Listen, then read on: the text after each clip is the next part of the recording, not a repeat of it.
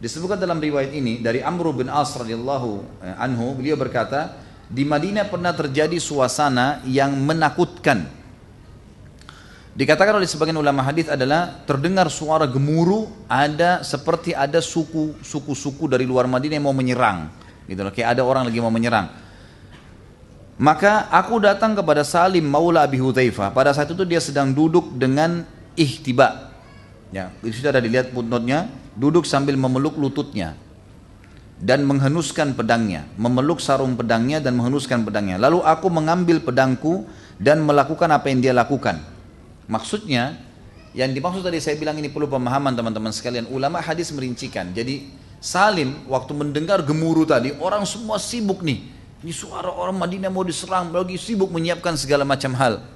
Salim mendatangi dekat pintu gerbang Madinah, kemudian duduk di situ, seakan-akan siap menunggu siapapun yang datang kalau musuh. Dia dengan santainya duduk memeluk lututnya, lalu menaruh sarung pedangnya dan siap menunggu musuh yang masuk. Waktu Amr bin As melihat kejadian tersebut, Amr bin As pun ikut duduk di sebelah Nabi, di sebelahnya Salim. Nabi SAW dengan para sahabat tiba di lokasi tadi, yang sudah ada Salim di situ, lalu berkata, Ya ayyuhan nas, hai sekalian manusia, ala kana mafza'ukum ilallahi wa ila rasuli. Kenapa kalian rasa takutnya sampai melampaui rasa takut kepada Allah dan Rasulnya? Mestinya kalian tidak perlu takut berlebihan seperti itu. Thumma qal, kemudian beliau berkata, ala fa'altum kama fa'ala hadhanir rajulani mu'minan. Tidakkah kalian buat seperti yang dibuat oleh dua orang laki-laki yang beriman ini? Ditunjuk Salim dengan Amr ibn As radhiyallahu anhum ajma'in. Maksudnya perilaku ini harus kalian lakukan, bertawakal kepada Allah, membela, kalau mati ya sudah. Yang penting itu benar di mata Allah, bela.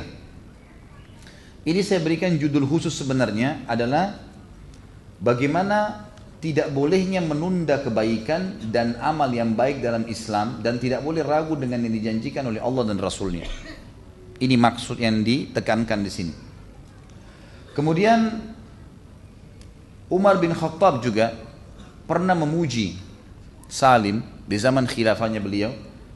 Beliau mengatakan, ini bisa dilihat di halaman 66 ya.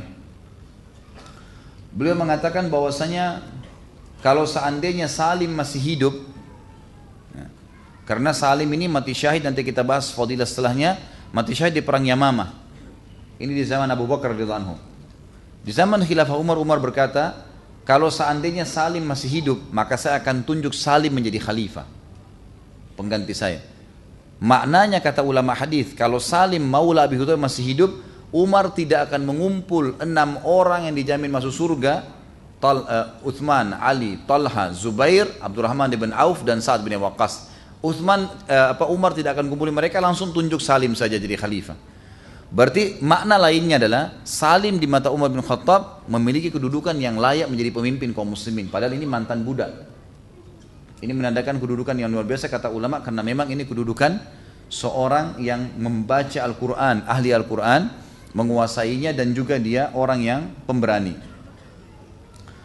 Kemudian juga beliau meninggal, ditutup hidupnya teman-teman sekalian dengan mati syahid di perang Yamamah.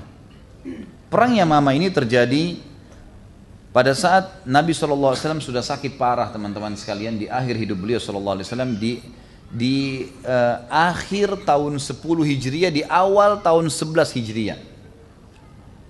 Pada saat itu keluarlah 2 orang di Jazirah Arab yang mengaku sebagai Nabi. Yang pertama namanya Musailamah, diberikan julukan Al-Kadzab, pendusta. Dan yang kedua Al-Aswad Al-Unsi. Ini ada kisah masing-masing sebenarnya.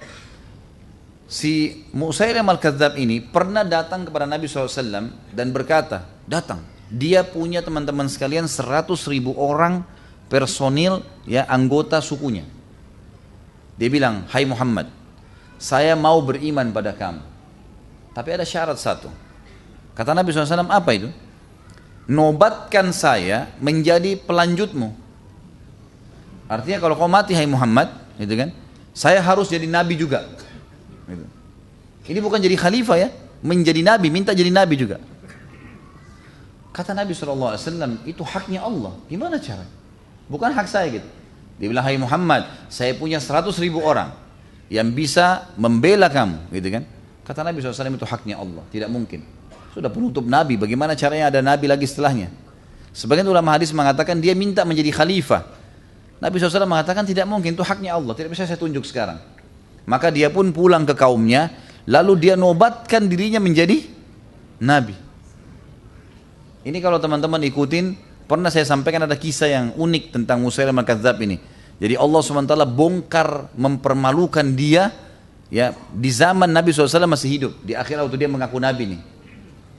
Tradisi masyarakat Madinah, kalau ada anak baru lahir, dibawa ke Nabi SAW di masjid. Lalu Nabi SAW mendoakan, mengelus kepalanya, rambutnya. Biasanya kalau Nabi habis elus, rambutnya jadi subur tuh anak. Gitu. Nabi SAW mentahnik dan memberikan nama. Tahnik mengunyah kurma lalu ditempelin di langit-langitnya si bayi. Gitu kan. Supaya bayi itu menelan sari kurma, tapi sedikit aja ya. Biasanya orang soleh atau orang tuanya nih. Itu tradisi. Maka setiap bayi yang Nabi SAW elus rambutnya subur. Gitu. Pernah waktu Nabi SAW elus dan didengar oleh pengikutnya Musailamah nih, mereka bilang, hai Musailamah, itu Nabi yang di Hijaz mengelus kepalanya anak bayi, gitu kan, subur. Ini ada anak di sini rambutnya bagus, coba kau elus juga, siapa tahu lebih bagus gitu. Begitu dibawa anak bayi ini sama Usaimah, dia tidak mau dipermalukan, dia elus kepalanya bayi, rontok semua rambutnya. Dan anak itu tumbuh gundul, botak, sama anak keturunannya semua. Maaf kalau ada yang botak di sini. Allahu a'lam, antum keturunannya atau bukan? Tapi ini memang dari bayi sampai mati nggak ada rambutnya nih. Kejadian yang kedua adalah ada orang Ansar gali sumur, waktu sudah digali dalam, gitu kan? Mereka coba airnya asin. Datang kepada Nabi SAW, ya Rasulullah, airnya sumur ini sudah kita gali asin. Butuh air untuk perkebunan, untuk hidup. Coba anda lihat. Nabi SAW datang ke sana, baca berdoa, meludah. Ingat, ini ludahnya Nabi. Saya ingatin dari sekarang. Apalagi bawa-bawa namanya Khalid Basalamah ini bahaya. Ustadz Khalid yang bilang nih. Nabi SAW meludah. Waktu meludah, air asin menjadi tawar. Pengikut Musailamah dengar juga tuh. Mereka bilang, hai Musailamah, tuh Nabi yang di Hijaz meludah di sumur, asin jadi tawar. Ini ada sumur kami sudah tawar, ludahin juga. Dia datang, dia baca-baca mantranya, dia ludah, air itu dalam riwayat Bukhari dikatakan, air sumur itu berubah menjadi lebih busuk dari bau bangkai. Riwayatnya mengatakan lebih busuk dari bau kencingnya keledai gitu. Allah permalukan dia. Tapi subhanallah dengan begitu pun kejadian tetap mengaku Nabi. Tetap mengaku Nabi. Sampai Nabi SAW sakit parah nih, gitu kan. Nabi SAW sempat membentuk pasukan untuk menyerang dia, tapi keburu meninggal beliau sebelum pasukan itu sampai di sana. Abu Bakar dinobatkan jadi khalifah, maka Abu Bakar mengutus ya pasukan untuk menyerang. Yang disuruh pegang bendera adalah Salim Maula Abi Hudzaifah, memegang benderanya Muhajirin. Nanti kita jelaskan di pertemuan akan datang teman-teman sekalian tentang Mus'ab bin Umair, pemegang panji perangnya Nabi SAW di Uhud. Apa sih kelebihannya orang pegang panji itu? Itu bukan main-main tuh. Karena zaman dulu simbol, kalau bendera masih berdiri, berarti pasukan masih kuat. Walaupun tinggal 2 orang. Makanya bendera tuh harus orang yang pemberani, siap diserang. Anak-anak panah tertuju kepada dia semua gitu. Maka Salim diberikan bendera. Ya. Dia pegang bendera dan dia masuk di peperangan Yamama ini. Dan waktu itu bersama dengan saudaranya seiman, maulahnya dia Abi Hudzaifah radhiyallahu anhu ajma'in. Masuklah dalam peperangan tersebut dan pada saat itu pasukan 100.000 orang, ini bukan main-main, banyak sekali jumlahnya. Semua bergemuruh, laki-laki, perempuannya, anak-anaknya, semua memberikan motivasi pasukannya Musailamah untuk melawan. Akhirnya Allah Subhanahu wa taala berikan kemenangan, hanya saja beberapa sahabat mati syahid dan diantaranya Salim dan Abi Hudzaifah radhiyallahu anhu ajma'in. Dan pada saat mereka mati syahid, Abi Hudzaifah tertusuk dan jatuh. Pada saat detik-detik terakhir dia lagi menurunkan darah, dia sempat mengatakan, di mana saudara saya Salim? Ternyata orang-orang pada cari, Salim pun sudah jatuh tergeletak dan tergelindang darah dan dia mengucapkan kalimat yang sama. Di mana saudara saya Abi Hudzaifah? Siapa yang bisa membawa saya ke sana?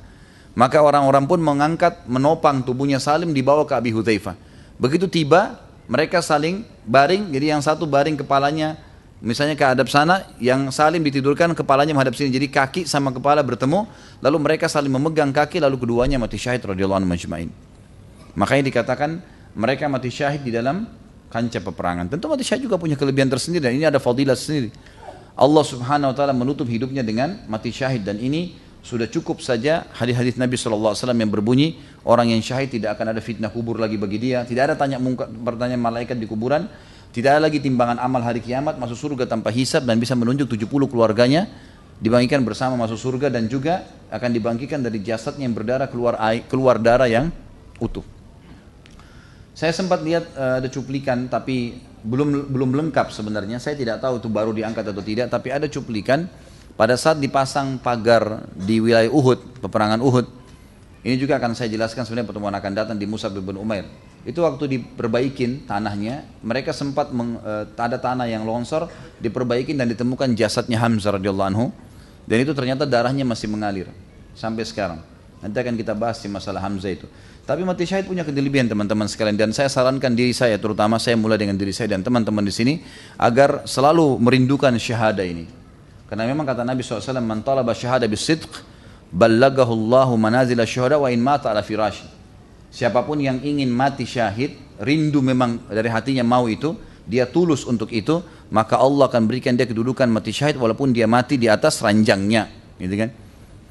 Tidak usah takut teman-teman sekalian, karena orang kalau mati dia nggak rasakan lagi prosesnya, gitu kan? Jadi kalau ada orang ditusuk-tusuk oleh musuh, dibacot, dipenggal kepalanya, kalau sudah mati, dia ajalnya datang, dia cuma lihat malaikat, dia nggak lihat lagi pedangnya musuh.